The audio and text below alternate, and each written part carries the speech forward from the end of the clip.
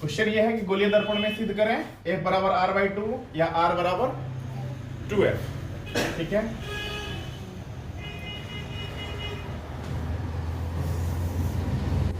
प्रमाण कैसे प्रूफ करना है, ये हमारा क्या हो गया, अवतल दर्पण। एक सवाल ये हो सकता है इसमें कि हम अवतल दर्पण ही बार बार क्यों ले रहे हैं। लेने के लिए हम उत्तल भी ले सकते थे, लेकिन सिद्ध करने के लिए अवतल ही क्यों ले रहे हैं, क्योंकि ये बहुत बड़ा कंफ्यूजन डालता है। नहीं जानते हैं तो कोई भी हमको क्या करेगा, कुछ भी समझा बुझा करके क्या करेगा, चल देगा ना। इसलिए जानना जरूरी क्यों लेते हैं, क्योंकि परावर्तक सतह इसके कहाँ रहेगा, अंदर की तरफ। अब सर्किल का वृत्त का जो कैलकुलेशन करेंगे, जहां से हमारा जो भाग दिखेगा वही कैलकुलेशन करेंगे, इसलिए क्या लिया था, अवतल को लिया जाता है। ठीक है, हमने क्या किया, इसका ये ले लिया P,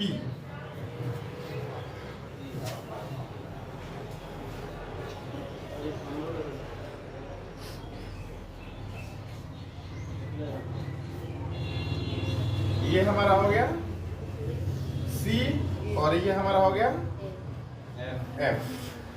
ठीक है सर,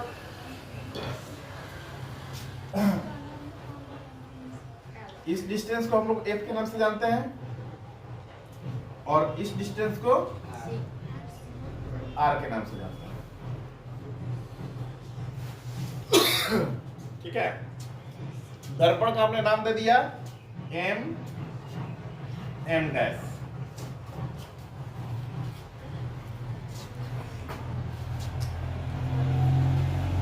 और इसका नाम दे दिया हमने B। एक आपतित किरण लेते हैं इस पर,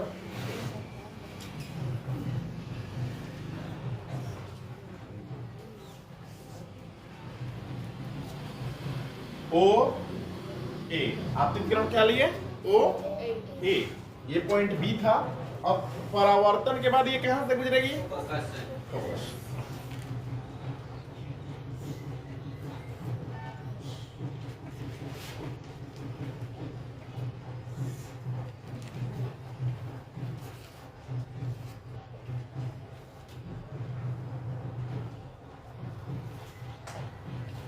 ठीक है, जैसा कि मैंने बताया था आपको परावर्तन में, प्रकाश के परावर्तन में, कि आपतित किरण और परावर्तित किरण के बीच में एक काल्पनिक लंब डाला जाता है जिसको अभिलंब कहा जाता है। ठीक है भाई, तो हमने क्या किया, यहाँ पे एक लंब डाल दिया।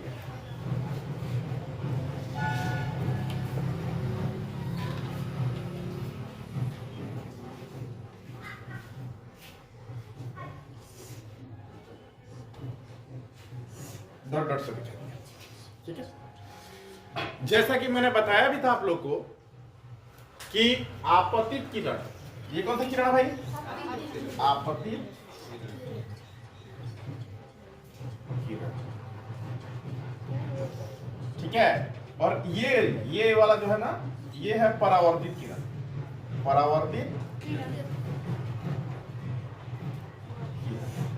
आपतित किरण और आपतित किरण और अभिलंब के बीच, आपतित किरण और अभिलंब के बीच बना कोण आपतन कोण कहलाता है।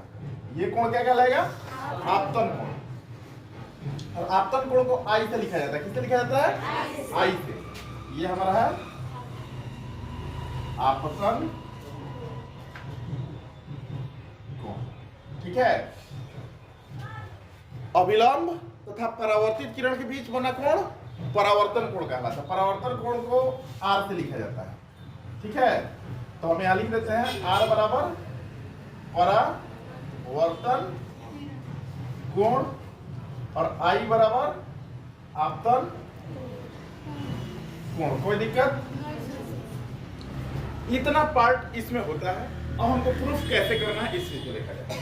ठीक है, माना कि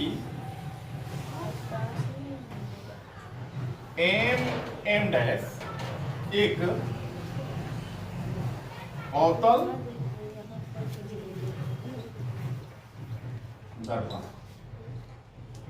M डैश क्या है, अवतल दर्पण है।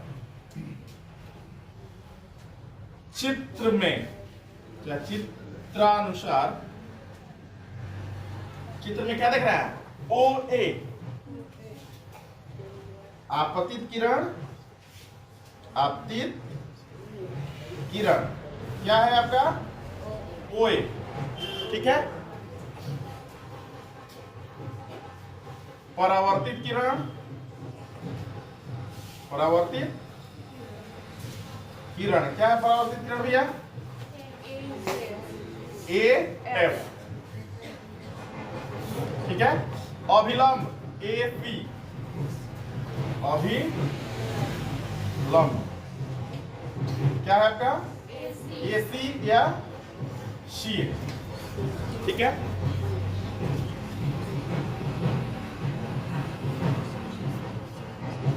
आपतन कोण, आपतन कोण आई से लिखा है ना। आपतन कोण क्या है? ओ ए सी, ओ ए सी चाहे सी ए ओ, ठीक है। परावर्तन कोण, परावर्तन कोण इसको आर से लिखेंगे ना।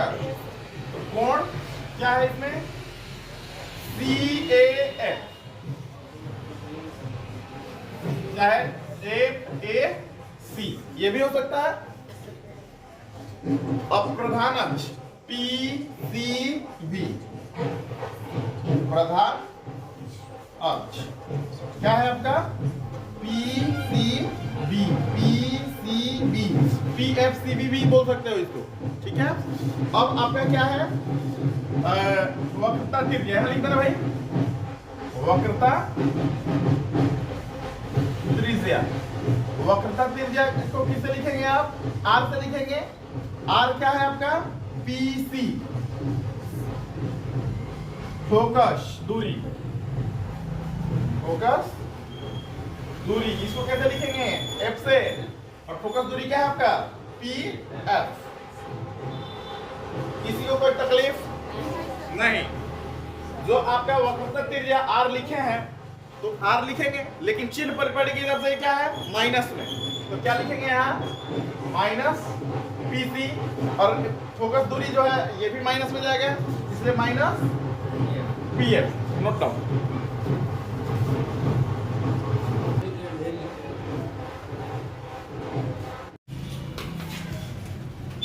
तो प्रकाश आपतित किरण परावर्तित किरण जब है तो प्रकाश के परावर्तन के नियम अनुसार प्रकाश के परावर्तन के नियमानुसार प्रकाश के परावर्तन का दूसरा नियम क्या बोलता है? आपतन कोण तथा परावर्तन कोण बराबर होता है। आपतन कोण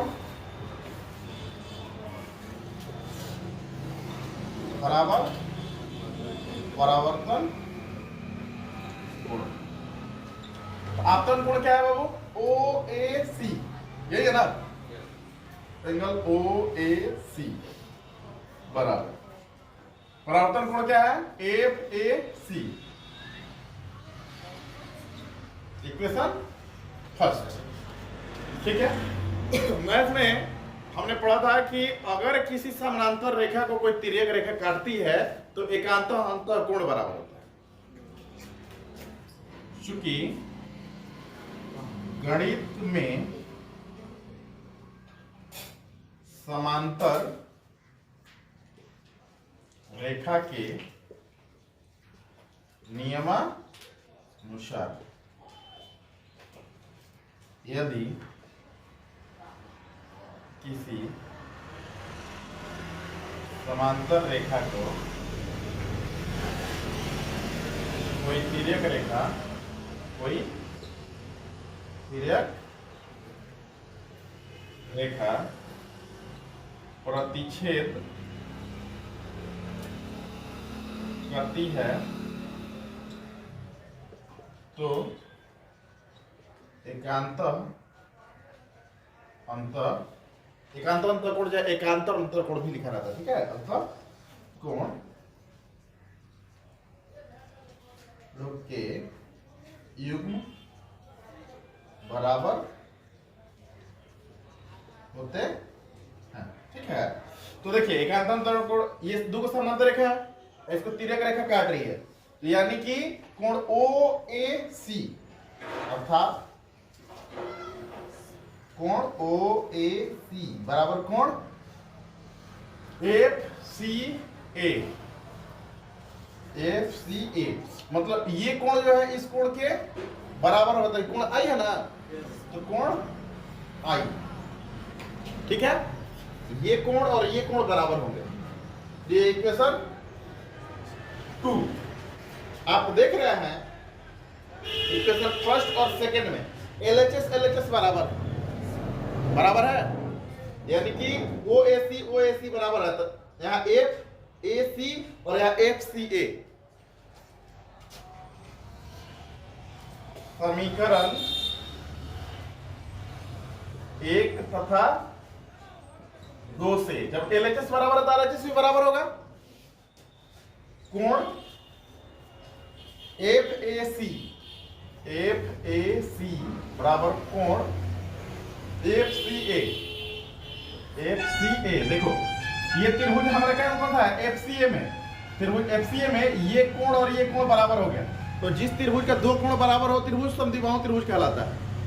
चूंकि ये त्रिभुज FAC के दो कोण है,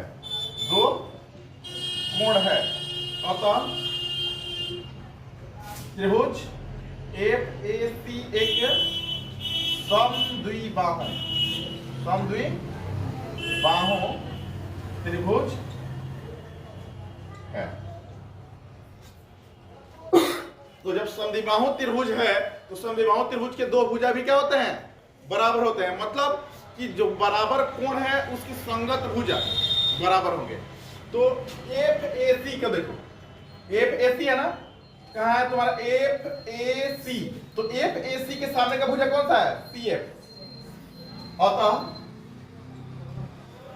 CF या FC, इसको हम लोग क्या बोल सकते हैं, FC बोलो,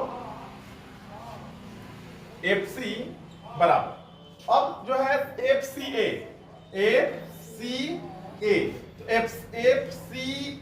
ये कोण जो है इसके सामने का भुजा कौन सा है, FA है ना, या AF, कोई दिक्कत इसमें, नोट कीजिए। चूंकि CA क्या है, यहां हम PC को भी क्या बोला है, वक्रता त्रिज्या बोला है। केंद्र से अगर परिधि तक कोई भी अगर लाइन जा रहा है तो त्रिज्या ही होगा, तो हमारा क्या है, CA भी क्या है, वक्रता त्रिज्या ही है। तो अगर तो PC और हमारा CA दोनों बराबर है, तो अगर ये बिंदु यहां ना होकर के यहां होता, ठीक है, लिखेंगे चूंकि CA भी क्या है, त्रिज्या ही है, अतः जब त्रिज्या है, ये त्रिज्या है तथा बिंदु A P के नजदीक होने से क्या हो जाएगा भाई, हमारा PC जो है AC के बराबर हो जाएगा, नहीं हो जाएगा, PC is equal to AC। 3 कर लीजिए, इसको 4 कर लीजिए।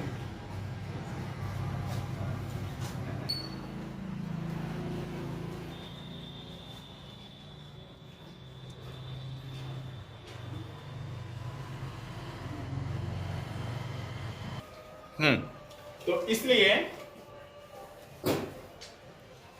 पूरा बाजार बनाने के बाद अब आते हैं हम किसपे, PB बराबर, सॉरी PB बोल रहा है, PC बराबर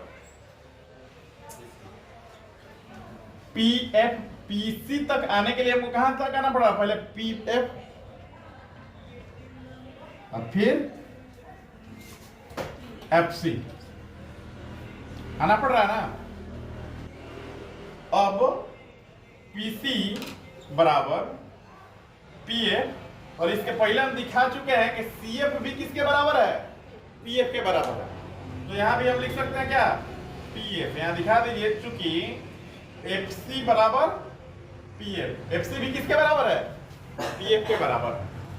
तो आपने पीसी को क्या लिया है, पीसी बराबर आपने लिया माइनस आर, लिया है ना, बोलिए। और पीएफ बराबर क्या लिया आपने, माइनस एफ, अब प्लस फिर पीएफ बराबर माइनस एफ, तो माइनस आर बराबर माइनस 2f, माइनस तो माइनस खत्म, आर बराबर 2f, या इसको ऐसे भी आप कर सकते हैं, f बराबर r बाई 2, ठीक है भाई। और शायद हम लोग को यही प्रूफ भी करना था।